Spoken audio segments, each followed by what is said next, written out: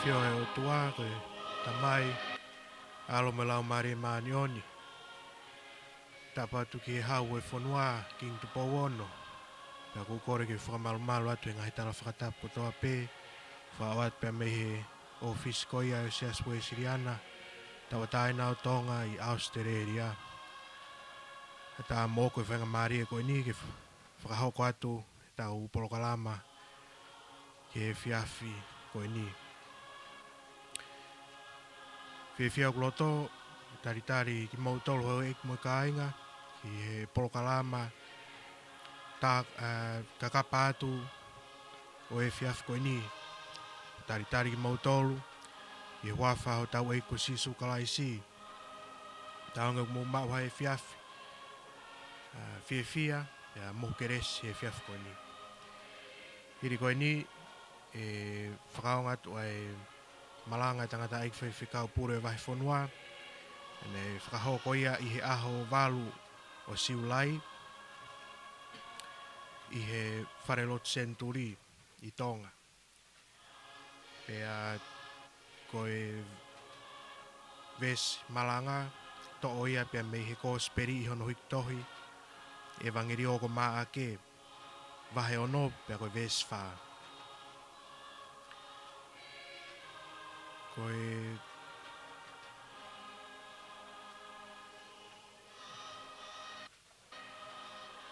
io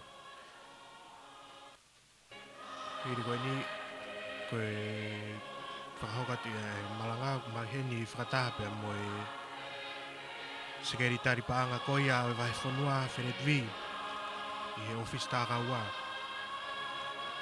Hoani rewa, whangamari rewa ke whakahoko atu ai live stream. Ia koe malanga eni o ek makainga mo mea mai ki ai.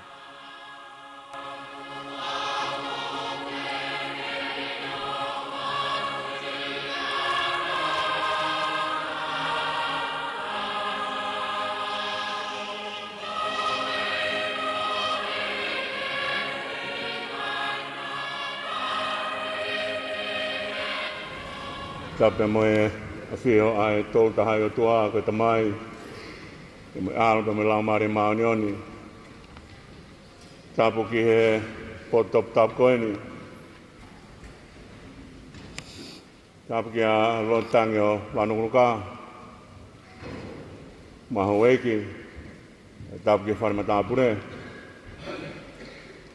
Tapu ki he eik paresteni. Ya tapu ki he kau Faifekau kotoa pe. I to ngani pa mo kau ahi mei muri. Tapu ki he ongo se tuata tauhi o e Falelotu Senituli. Kau mai ongo kai ngalotu.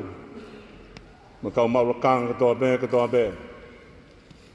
Tapu ki he Faifekau pa me he Tonga Parish.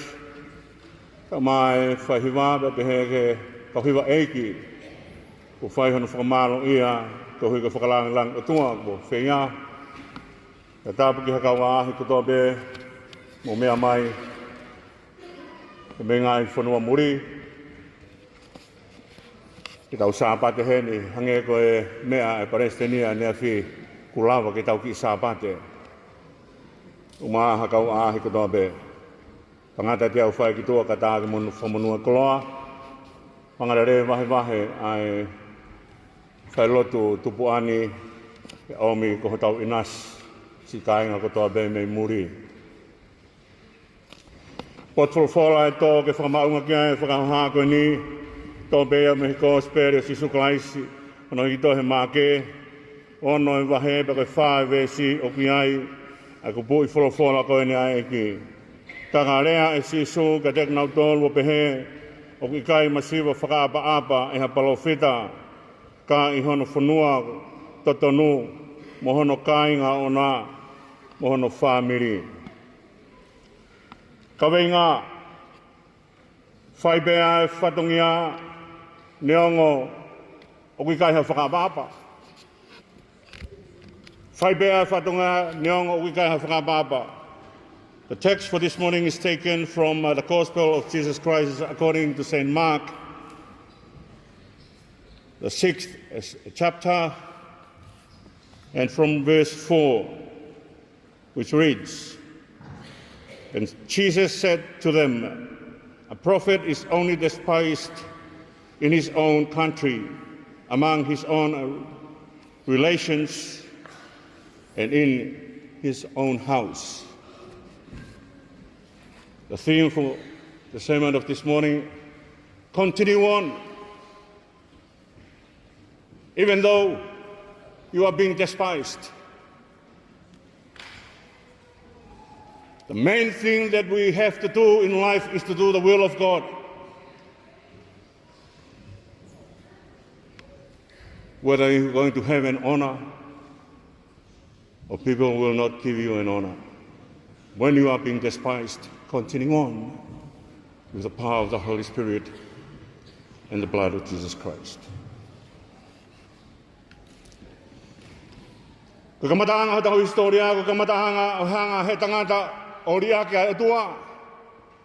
Ke whakaukau e taulag tamai mo taulag whae koe ni mea e tuku whakaholo aki tau tolu. Mea re taha ke tau o ma'alunga. Ke taimkona hawa Samuela whanongo atu ki he muhu mai ai whakapulu. Pe behanga Samuela ka saula koe hae. Dalange saula. Nai lote kakai ke o mai whakapulu ke tau whei lau aki. Wakai atu ke hene sisino. Lote kakai e mapea saula ki ai. Ke ni hanga whai ai lote kakai ke ni hanga tuange ai mea na tutu uni he o tua. Kuhala e o tua ha taimi. Ke ni tala mai alo whakauha kotoa kaua mareki. Whakauha kotoa maa ki whakamonman. Kuhala e o tua. Tonuang e whakaukawa tangata. Hei kai ke tau lawa, auririki, ai mea ke tau hanga whakatonua ake ngai mea atua. Kuhi, he kai lawa, he whangatangata, ke ni hangata tala e tangata.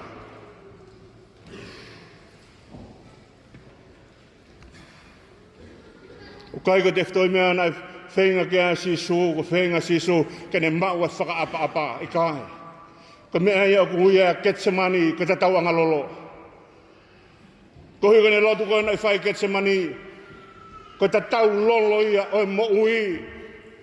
Ka pehe ai sisu, ka pao ko whinangalo ke whakalaka i puni a te au, o wana whai ki hoku loto, kai whai ho whinangalo. Ko ta tau e mo ui, ko ta tau e loto tangata tuange, oua e whio pa mo whinangalo o tua. Tuange e whinangalo o tua ke tau ataina, he ko whungani e mea ina sea tangata. Hanga sisu whakaari e nau o Getsemani. O i kai ka kumi langi hala whanonga mo ui, ke whai e whinangalo o tua.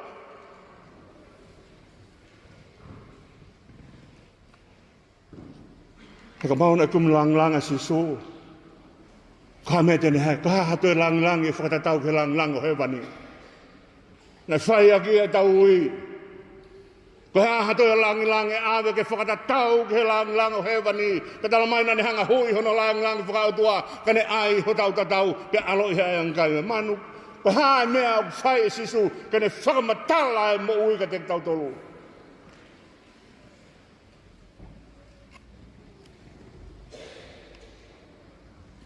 Halwhanonga na fua sisu ka halwhanonga ia kumi langi.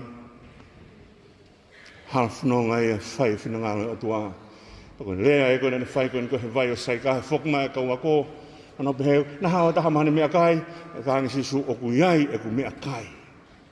Pe ko ku mea kai ko turi ke whai whinangalo o ia na ane whekau mai au. Tau whekau Faifekau e tala noa mo haa whawhine. Hawa konga ko tangutua ta sisu mo whawhine ko angahala. Take he mea ku hanga sisu ako na kingi a luke. Ia luke vai taha whitu baka vea song fulu. Take he ko tala noa koe ki mua ako ni tala mai ka teki tau tolo mea koe ni. Panai alua e sevani tiki uta. Uha pe koe la a. foki mai e talange hanga koa o aia ho tina i kai e tala mai he eiki mau huke pe hoko fu ka ke hanga tewe ku tina paka osiane tina paka toki alu o mau ho tina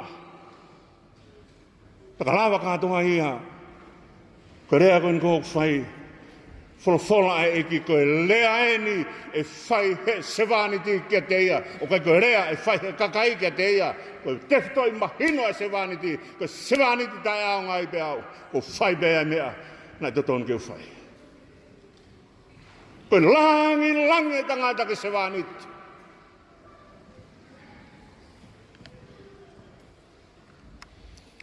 hanga e paula hiki he tohi kareti a vahe bloki peke vesong fulu tala mai paula ai mea koe ni ko whene o ko whai ke maari ia mai ai kakai peke otua kane ke whai ke maari ia ai kakai e te au pehe he kai te unofo koe pōpula kalaisi mahu inga kia paula te hoko koe pōpula kalaisi he ai ke maari ia mai e kakai e te kita koe tahai o mea wha homo ai e pului malai vai ngā koe vai inga sio ki tua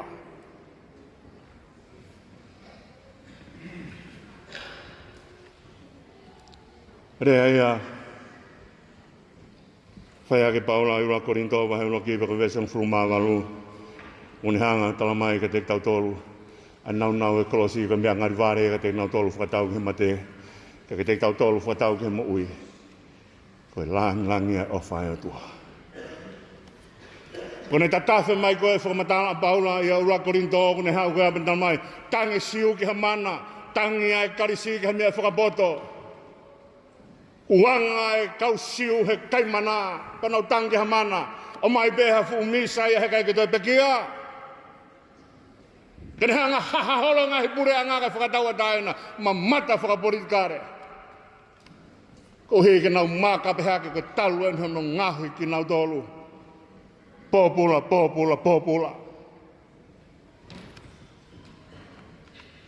ke tangi e karisi ke mea whakapoto poto koe tangata taim kou toa koe ki olunga e tangata ia ngalo ia te ia ai mea whai ai whakamuui ai otua he koe whakamuui ai otua he wheitu o ki ai angahala ko whakamuui ai otua whai he wheitu o ki ai angahala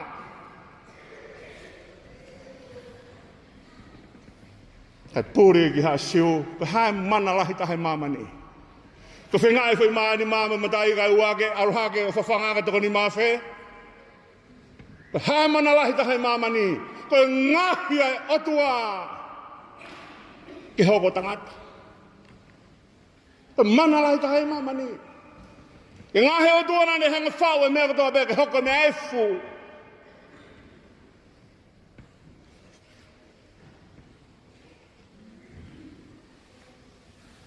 Hanga si suotuang.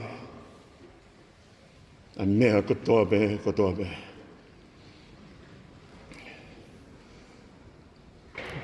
Tāno e mai whanau, whai Sione ui. Mo ui tokai. Mo ui tokai e toko taha kotoa be.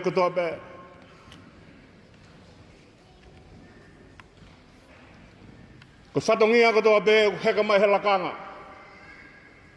Ka kia whatongia e te tau ile mamani, o ku hao tai ahano lakanga. Ka ko kita koe o te tāri e mea koe ngā, te whiri he ongo mea e ua koe ni, te whiri he lakanga pe te whiri he whatongia. Uwhanga whakatapu, ka pao te whiri he lakanga, te whakawhia eiki he ngā ue. Te ka pao te whiri he whatongia, mone rea taku he whanua, eiki whekau. Kai tua e tangata tari whekau.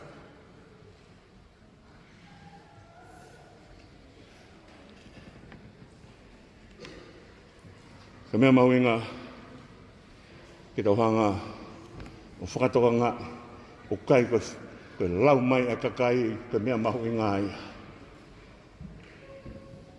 Ka mea na eke ai sisu kene kaua, ko hae lau a kakai kau ka te au. Tala mai ko Moses e koe, ko Ilaisia koe, ko taha koe kau palofita, ko hai ho mou lau.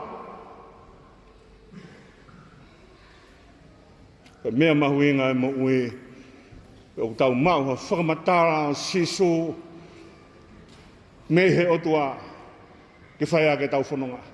Pako mau e whakamatala o sisu pa mehe o tua o mau ai hatau tefto I whakamatala.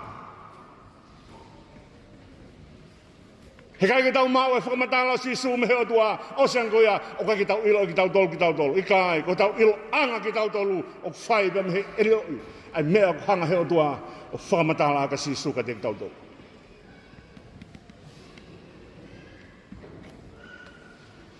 O kai ka mea sai ai tai whakaapa.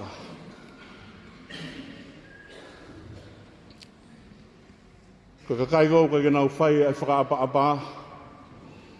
O ku nau komi mai ha o hinga ke o hifo ake ai le rei hataha. Aia ko hono tefto I whakaukau o whainga mea pehe o whakawaha ai toko taha koe ki he toko taha koe. O whawawaha e toko taha koe ki toko taha koe ke ona alaka hake. Nau hanga tauhelotu, kau taulaeki, ke moe kau whares, moe kau skalaipe, moe kau satus. Nau hanga tauhelotu, osean koia. Te kai ke nau whai hako nak hange ko sisu, te kai ke nau whai ha whakamoui hange ko sisu. Panau whee ke naki mei whee poto tangata. O mei whee mea kune hanga mau.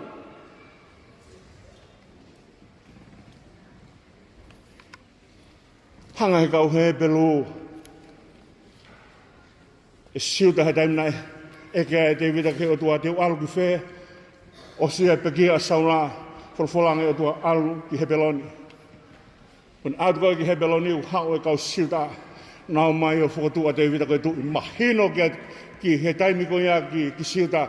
Ai mea nai whai e te vita. Ai aonga te vita, mo lelei o te vita. Kai au mai koe ni koe, tuku au mai e aha I se rio, au mai ke kuonga sisu, kai ke te mahino ia. Kai ke te mahino le lei nai whae sisu, mahino le lei nai whae te vita. Kai ke mahino le lei nai whae sisu.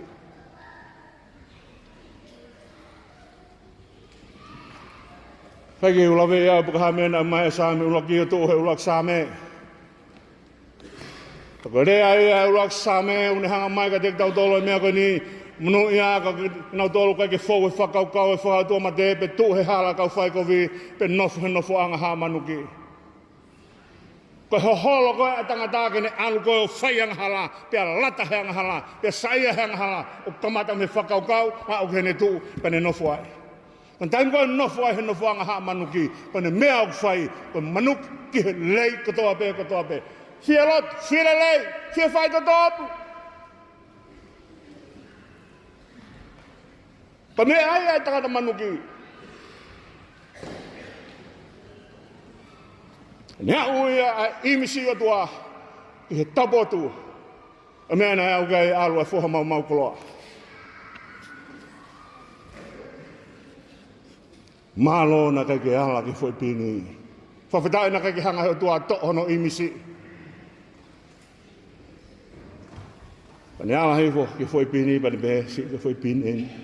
U whangai whakatapu ai puaka, kai whai pine ni ako.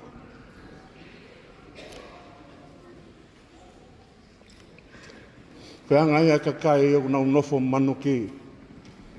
Unau hanga lau ai lelei koe kovi, panau lau ai kovi koe lelei. Ma mata pe, whanongo pe, ki he ngahi lea, pa ma ngahi ako naki, pa ma ngahi, ma mata he ngahi ngawe, o siangi pe ko ia, o kai ke lawa ia. O talange, mahalo ngā ue.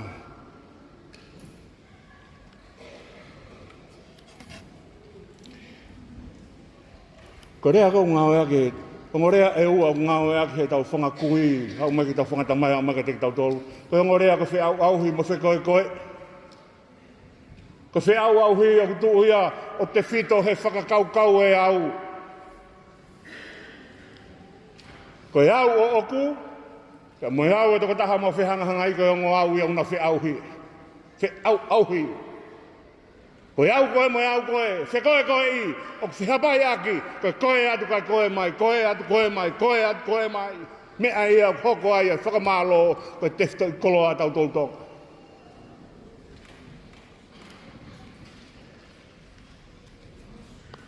Ko hiki koe ni koe sāme haa kolaa.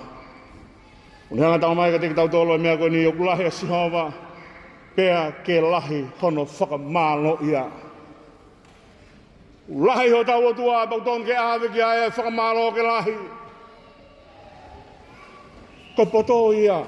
Mea au kureha ia Solomone, Proverb waheu ki berhanga talmai ka tik tautolu. Koni hau be whakamatala Solomone hau ke vese ono ko vese ono fitu. I hiki bea Solomone mo vese iloa ko ni. Ai mono ia e toko taha apasia ki heo tua ko poto ia. Ilo hono lahi. O ilo a hono langi. Ko poto ia o ton ke mau he whahinga tangata.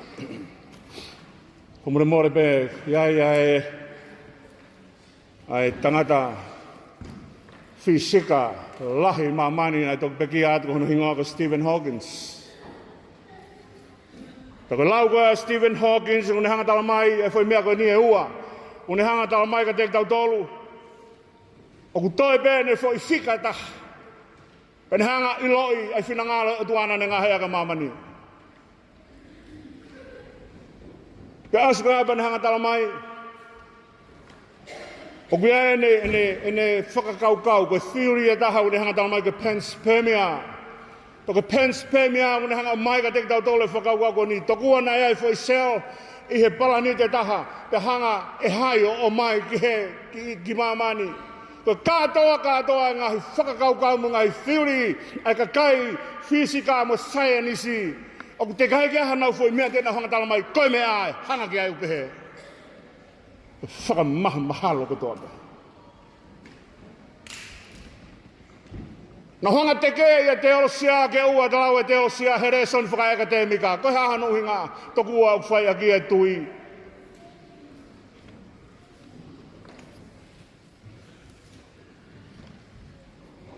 Nai whakamahalo pe umea koe ni. Nai pekea pe Stephen Hawkins te kei kene hanga o mau ene foi fika. Kene hanga ilo ia ke whinangale o tua. Ka mea koe o whai ake tau rea tonga i kai ilo he si i ene kihi. Kene hanga anga e whakapaapa ki he o tua. Tohi neongo e whalu te kotoa. Ai whakakaukau a mamani he kai ke tau lawa ta tala e o tua pa mono langi.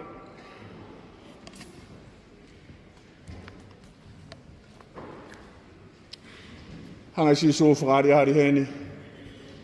Ka tek tau tolu neongo he kai toka ia. Kupau peke tutui atu. E alu haere ke wheitu kotoa pe.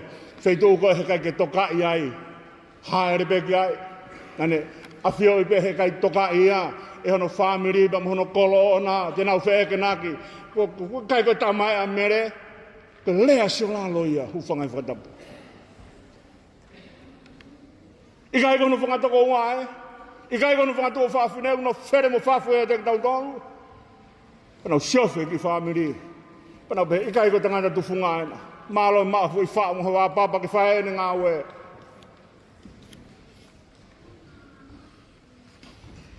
O kai ko ha mea ia ke tau iri whia ai hono whai whinangalo e o tua. Pe tau atu pe lea kovi mai e kakai, pe pai takui he kakai, pe sioke he kakai, pe whekamukamos he kakai. Pe mea mahui ngā, te ke tutui. Hange ke tutui hai eiki. Kone whenga e tu ke whai pe a Nasareti. He ka mea ia nai puke holo, he kau Isleri. Tako rea ia nai whai e nā tani e la, he taimina e langata Filipe o ne talange kou iloi, ai misa ia, te tange, ko si sumi Nasareti.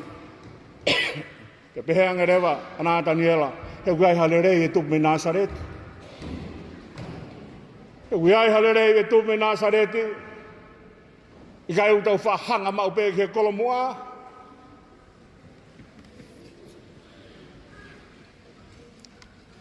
Ko taim koe na e tupuha kia se whita. Te algo e nau tamai o toi o mari whanau tu tāmaka se whita. Ko taim koe na mari a se whita e aine whanau, lalahi haka e whanau panau tanga se whita alu. He uke whaeke, he uke ine kaumai ka tek mauto. Ko taim koe na toki hawa e kau a mori, ke ohofi koe a Isleri, panau toki o kumi e whaeke he. Tai toka i pe, kai hau pe. Na tonu ke pehe anga se fita. I kai na mu tai toka i au. I kai na mo turi au ko kai ki tau whae taha. Tona o mai ko tangi ke whae whakamui. E hawa se fita. O whanonga pe mono whangatakaua.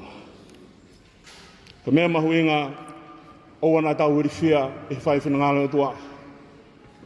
Neo ngai pe tokanga maha taha ka kita. O te manako langi he kamata anga ia to. Ia taha manako langi ko kamata anga ia to. Koe o tua aku ne tuku hake, koe o tua aku ne tuku hifo. O kai ke hanga he tangata hiki ia.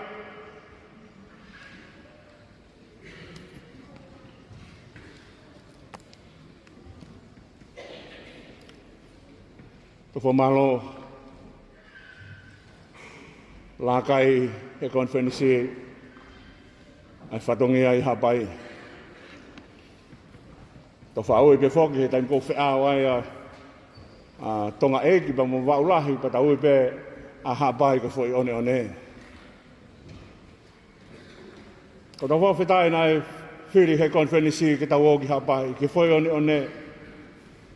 Pena pāpai ai pe au taane wahanoa na o mai pe o fasi i he ulu pana mai pe hangeha pe au momo e na au toka mai e pāpa angangalu o ngahi whanga hapai. Fo malo ki hapai. Fo malo si kai ngā o whakatoa pehe ki hapai. Mo e whanua muri mo manat mai ki hapai. Ke tau tō whakataha ka whoi one. E kai lawa hei pēhu ken hanga ai ki au hia whanga ko ia. Ko ia o ana tau whoi. I ono ngahi kovi ki tau tolu. Ka tau tutui at pēki mua. Me au tau hiwai e himi ko ina whai akea whakamanatu e aho sia tau taia ni awhi nima noa nima himi sotia tau rei lakat. Ka skapa te hanga sisu o whekau ene kaua kōkone hanga ia whakamahino koe fua e mo'ui e ma'uia he waa o e vaine. He kai ke ma'uia i he te fito e vaine. Koe hanga ia o whae o tua mo whakalangi i sewa niti o whai he o tua. Une ave e fua e mo'ui o ai he waa. Ka te whekau ene kaua ko mo. Ave e kosperi pe whakamo'ui ka kai kotoa pe. Ka kai o kai ke nau manako langi te nau o. Ko nau mai koa pita pa mo Sione mamata atu ki he tangata au nofu he mata pāma sansani kore kolo apetang ko la mo siriwau kai ke mama huafa si su tu. Pako ne tu ko alu ka wheeke nā ki holo he ka kai o santarimi nai mei whene tu wakai ko tau pāhia he ne kore he aho kotoa pe panau whaie lau ko ni alu hau ki he rea ko ni i kai koe ongo fu tai koris tai aku. Whailelei pe, kai tuku hifo pe. Whai pe mea ao ngā katala mai pe, i kai ko ne hau me uta. I kai ko kau tau tai ena. Koe ha hanau passport ke nau o mai o whai ngā oe koe ni. Koe ha hanau tohi whakaongo le re.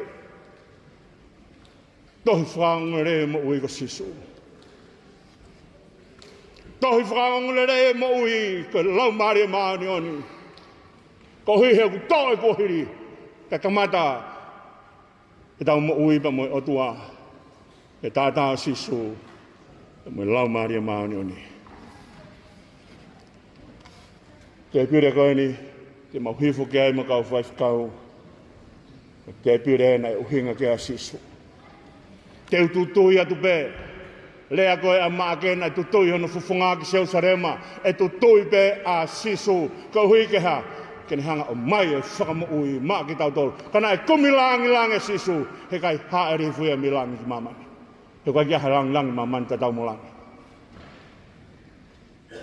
Ka kuhi kone fia se vaniti, mai kau se vaniti, kone haere fuai tutui, ke whaibea fau atu Nasareti, pe fau atu ai aloa ki Seusarema, ka uhi kane hake me Seusarema ki Kāreware, kene hifu ai ki Nuku'alofa. Whai ai hono a vange ma ta pāwhanua la tō. Ai o mai ka kai o mui ka te ia. O nau tāri ai mea au whae toa. Rola e. I kai tangi a sisu. Te whakaapa ia. E meni ko kore pe moa ke kau i whi, mo kau hiwa. Mo hiwa mai moa. Ai ni mangi au tolong fu mātaha i mi. Mau hifo o teu. Ai o au e sā kalameni te oho mohe aiki.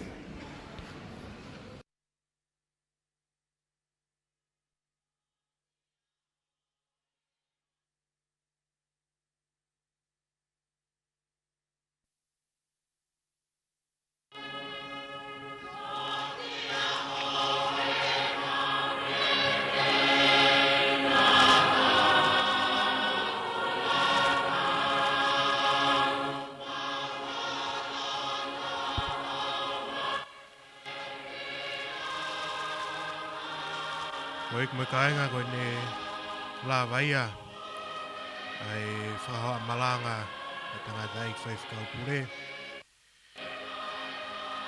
Nā mau i heni foki pia mo e sekeritari paanga e Vahefonua Aositelelia Faifekau o e Vahesaute ka kona mea whatalou atu. Pea kua pei ofisi.